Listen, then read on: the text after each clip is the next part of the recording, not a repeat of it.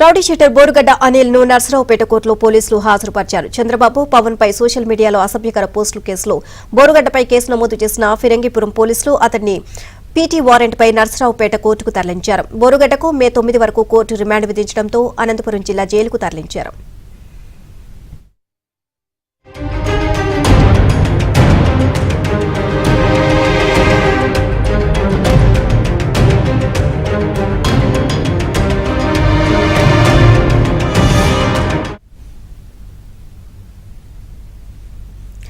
Rowdy sheeter Borugadda Anil ను నర్సరావుపేట కోర్టులో పోలీసులు హాజరుపరిచారు. చంద్రబాబు పవన్ పై సోషల్ మీడియాలో అసభ్యకర పోస్టుల కేసులో బోరుగడ్డపై కేసు నమోదు చేసిన ఫిరంగిపురం పోలీసులు అతన్ని పీటీ వారెంట్ పై నర్సరావుపేట కోర్టుకు తరలించారు.